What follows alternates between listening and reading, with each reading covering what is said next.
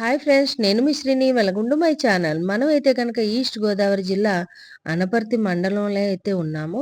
ఇక్కడ ఉమా రామలింగేశ్వర స్వామి దేవాలయంలో సామూహిక వరలక్ష్మి వ్రతం అయితే చేస్తున్నారు. వ్రతమే కదా చేస్తున్నారు, అందులో గొప్పేముంది? దానికి మళ్ళీ వీడియోనా అని మాత్రం అనుకోవద్దు. ఇక్కడ వ్రతంలో చాలా ప్రత్యేకత ఉంది. కాబట్టి వీడియోనైతే ఎవరైతే చూస్తున్నారో వాళ్ళు లైక్ చేయండి, సబ్స్క్రైబ్ చేసుకోండి. అలాగే బెల్ ఐకాన్ క్లిక్ చేయడం మర్చిపోద్దు. ఇక్కడ మీరు చూస్తున్నారు కదా, సాక్షాత్తు అష్టలక్ష్ములు. అష్టలక్ష్ములను కొలిచి ఇక్కడ సాక్షాత్తు ఆ అష్టలక్ష్ములనే ఇక్కడ ఆహ్వానం చేశారు.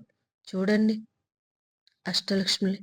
వరలక్ష్మి వ్రతానికి అష్టలక్ష్ముల్ని ఆహ్వానించి, అలాగే అష్టలక్ష్ముల్ని కొలువ చేసి, అప్పుడు మనచే వ్రతాన్ని చేయించడం అంటే మాటలు కాదు కదా! అలాగే ఇంకో ప్రత్యేకత కూడా ఉంది. ఇక్కడ మీరు చూస్తున్నారు కదా, ఏంటి అంత హడావిడి అనుకుంటున్నారా? అవునండి, ఇక్కడ చాలా ప్రత్యేకత ఉంది. ఈ అష్టలక్ష్ములు కొలువైన చోట సాక్షాత్తు శ్రీ వెంకటేశ్వర స్వామి అవతారంలో మన పూజారి గారు ఈ వ్రతాన్నైతే మన చేత చేయిస్తారు. పూజారి గారు వ్రతం చేయించడం ఏంటి? ఇదేదో విచిత్రంగా ఉంది అనుకుంటున్నారా? కాదండి. మీకు వీడియోలో ఎలా కనిపిస్తుందో తెలీదు గానీ, నిజంగా మీరు స్వయంగా ఇక్కడికొచ్చి చూసినప్పుడు, ఆ వెంకటేశ్వర స్వామి కూర్చుని ఆ మహాలక్ష్మీదేవి వ్రతాన్ని చేయిస్తున్న అనుభూతి మనకు కలుగుతుంది. ఈ పూజకి చాలామంది ఆడవారు పాల్గొన్నారు. ఎందుకంటే మహాలక్ష్మీదేవి వ్రతం అంటే సాక్షాత్తు ఆ అమ్మవారు మనకి అష్టైశ్వర్యాలు, భోగభాగ్యాలు, ధనధాన్యాలు మనకి ఇచ్చే ఆ తల్లి. అలాంటి వ్రతాన్ని సాయం సంధ్యావేళ సమయంలో అష్టలక్ష్ములు కొలువైన ఆ వెంకటేశ్వర స్వామి దివి నుంచి దిగివచ్చి పూజారి గారి రూపంలో మన చేత వ్రతం చేస్తున్నట్టు మనం అందరికీ కూడా అదే అనుభూతి కలుగుతుంది. ఎందుకంటే మేము వ్రతం చేసినంతసేపు ఆయన చేసే మంత్రాలు, అలాగే మండపారాధన, అలాగే గణపతి పూజ ఇవన్నీ చేయిస్తుంటే, ఆయన నోట మంత్రాలు చదువుతుంటే అందరికీ కూడా ఒక్క నిమిషం ఆ భగవంతుడి, ఆ వెంకటేశ్వర స్వామి వచ్చి ఈ యొక్క వరలక్ష్మి వ్రతాన్ని, సామూహిక వ్రతాన్ని మా అందరి చేత చేయిస్తున్నట్టు అనుభూతి అయితే అందరికీ కలిగింది. ఇక్కడ పూజ చేయించే విధానం నాకు చాలా అంటే చాలా బాగా నచ్చింది. ఎందుకంటే వినాయకుడిని బియ్యం పెట్టాక అందరూ డైరెక్ట్గా పూజ చేస్తారు. కానీ పంతులు గారు ముందుగా మండపారాధన చేసి, ఆ తర్వాత తాంబూల్యం పెట్టించి, అప్పుడు వినాయక పూజ జరిపించడం నిజంగా చాలా సంతోషకరం అనిపించింది. గురువుగారు మంత్రాలు, ప్రతి ఒక్క మంత్రాన్ని చదువుతూ మన చేత పూలను, అక్షంతలను, అలాగే కుంకుమను, గంధమును, ఆ భగవంతుడికి ప్రతి ఒక్క నామాన్ని చెప్పి మన చేత కుంకుమార్చన చేయడం చాలా బాగా నచ్చింది. అందరూ ఒక లక్ష్మీదేవి వ్రతాన్ని ఇంట్లో వాళ్ళ శక్తి కొలది చేసుకుంటారు. అలాగే ఇలా చేయించుకోవాలి అంటే బ్రాహ్మణుల్ని పెట్టుకోవాలి. అలాంటిది ఏదో సామూహిక వ్రతమే కదా అన్నట్టుగా చేయించకుండా, ఎంతో గొప్పగా ఇంటికాడ సొంతగా బ్రాహ్మణులు పెట్టుకుని ఎలాగైతే చేయించుకుంటామో అంతకన్నా గొప్పగా ఇక్కడ వరలక్ష్మి వ్రతాన్ని సామూహికంగా చేయించడం, అలాగే సామూహికంగా అందరితో కలిసి ఈ పూజ చేయడం నిజంగా చాలా బాగా నచ్చింది. వరలక్ష్మి కథలో ఎలాగైతే సామూహికంగా వరలక్ష్మి వ్రతాన్ని చేసి అందరూ అష్టైశ్వర్యాలు పొందారో, నాకు ఆ అనుభూతి అయితే కలిగింది. ఇక్కడికి పూజ చేసుకున్న ప్రతి ఒక్కరిలో కూడా ఆ యొక్క అనుభూతి కలిగింది. కుంకుమ పూజ చేసినంతసేపు కూడా మన చేత కూడా మంత్రాలను చదివిస్తూ కుంకుమ పూజ అయితే ప్రారంభించారు.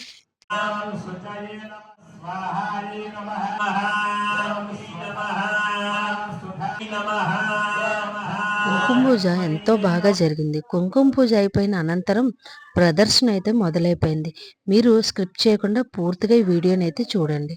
నచ్చితే ఒక లైక్ చేయండి, అలాగే సబ్స్క్రైబ్ కూడా చేసుకోండి.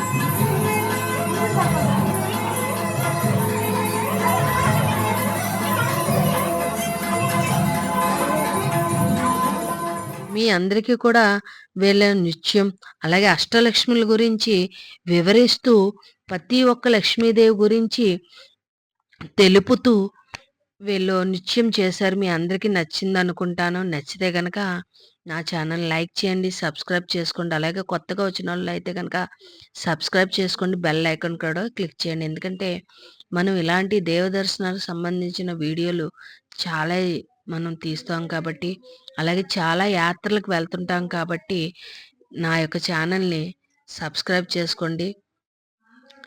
మనమైతే లాస్ట్‌లో నిజంగా చాలా బాగా నచ్చిందిది. వెంకటేశ్వర స్వామి చుట్టూ అలాగా అష్టలక్ష్ములు నృత్యం చేయడం నిజంగా ఇది చాలా అనిపించింది. చూడడానికి కూడా నిజంగా 2 కళ్ళు సరిపోలేదు. ప్రతి ఒక్కరూ కూడా అలాగా చూస్తూనే ఉన్నారు నృత్యం వీళ్ళు చేసినంత సేపు కూడా. అంత బాగా ఈ ప్రోగ్రామ్ అయితే నిజంగా చాలా జరిగింది. ఓన్లీ ప్రోగ్రామ్ ఉన్నది అంటే ఎవ్వరు రారు.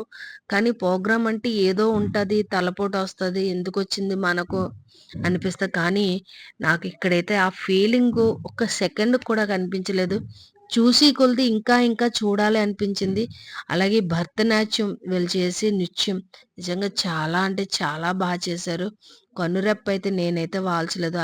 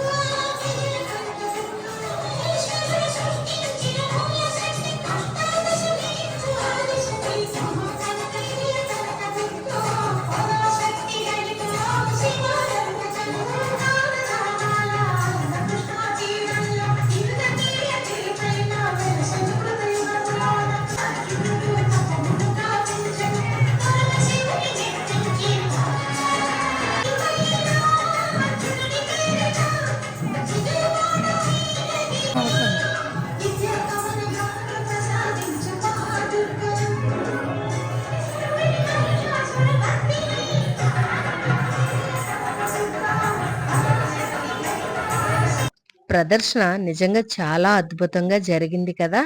ప్రదక్షిణ అయిపోయిన అనంతరం మన పూజ అయితే మళ్ళీ మొదలు పెట్టేశారు. ఇందాక కుంకుమ పూజ అయిపోయిన తర్వాత ప్రదర్శన కోసం అని చెప్పి పూజ ఆపారు కదా! కుంకుమ పూజ అయిపోయిన అనంతరం తాంబూలం ఇప్పించి వరలక్ష్మి మాతకు ఇలా నారికేలం కొట్టి ప్రసాదం అయితే ఆ తల్లికి పెట్టాము. ప్రసాదం అనంతరం కథ అయితే మొదలవుతది. మీరు కూడా ఈ కథని వినండి. అలాగే హారతిని కళ్ళకద్దుకోండి. మీకు కూడా అష్టైశ్వర్యాలు, ఆయురారోగ్యాలు, సుఖ సంతోషాలు ఆ మాత వరలక్ష్మీదేవి వల్ల కలగాలని నేను మనస్ఫూర్తిగా కోరుకుంటాను. నిజంగా నా పూజ అయితే చాలా జరిగింది. నేను అప్పటికప్పుడు రెడీ చేసుకున్నాను గానీ, నిజంగా చాలా అద్భుతంగానే జరిగింది. అన్నీ అనుకుంటే జరగదేమో, అనుకోకుండా వస్తే ఇంత జరుగుతది అనిపించింది నాకు.